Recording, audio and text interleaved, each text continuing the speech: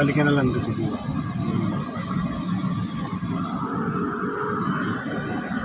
Saan tayo?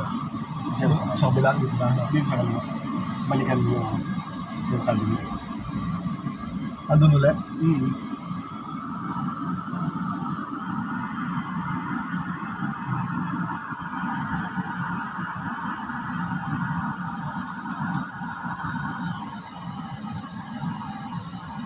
Yan. Hanap ka na kagad.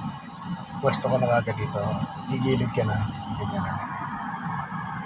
Yan. Yan. Parang posisyon ka na kagad. Yung hindi ka masyadong patusok papunta doon. Kundi kung anong line niya pag ganun. Tapos yung pagitan. Yan. Maganda yung pagitan mo. Pagitan mo sa puti. Sabi ko, yan. Tama yan. Ganyan ka layo. Oo, ganyan ka layo. Maintain mo yan. Na. Ang ganda. Samahan pala tayo. Hindi, doon pa sa dulo. Meron.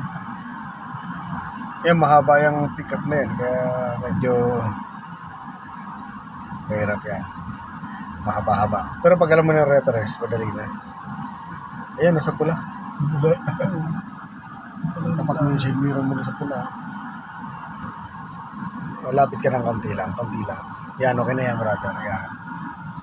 Pwede mo itapat ang side mirror dyan. Pero mas magandang balikan. Balikat na lang. Oo, kasi ano ba yan. Mas madali mo makikita yan. Pag side mirror kasi, ma-forward ka masyado. Yan, yung reference niya, sabi mo, ganyan. Basta, konti pa. Yan, ganyan, no? Mga ganyan. Ano? Mga ganyan distansya. Yan. Then, focus mo, dyan pa rin. Na. Pag pumasok ng gulong yan, okay yung pasok ng gulong na. So, dito sisilip ka rin. Okay? Pag ingat di pa nakakapasok ang gulong mo sa loob, diyan mo ang attention mo, no? Yan. Tinan mo yung stopper, up. Stop pa. Ito. Stop. Nakita mo yung dulo ng guhit na yan, stop ka na. Pag nakita mo na yung dulo ng guhit na yun, lumabas na. Gitna ako na. Gitna mo na kasi sisihip ka na dyan. Atras ka. Atras pa ng konti. Sige pa. Sige, lalapitan mo pa yan. Sige pa. Kaya kung papansin mo dyan, yung stopper mo nawawala, di ba? Kunti pa, stop. Yan, then copy ka na dyan. Hindi pa punta dyan. Then atras ka. Yun, yung stopper. Kama? Ayan, no? Hanggang pumantay. Sige pa. Ayan, no? Kunti pa. Ayan, labas ng stopper yun, no? Kakapantay na yung katawan sa kayo mo sa guhit. Gitna mo na. Yan, ganun lang, ano? Ayan, no? So, ang ganda ng distansya natin kanina, no? So, wala kang masyadong adjustment. Pagpasok. Tama yung positioning tapos, ano? So, minimal. Kung mag-adjust man, basta tatanda mo lagi, bro. Lagi may adjustment ang reverse parking or nose in. Lahat yan, kahit professional na driver, lagi may adjustment. Kaya the best, aralin natin itong adjustment.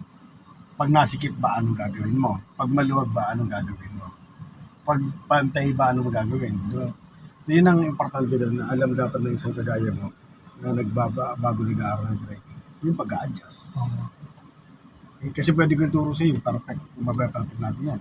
Mga 5 take, perfect yan. Kaya lang, kung puro perfect ang gagawin natin, walang adjustment, mahirap yun.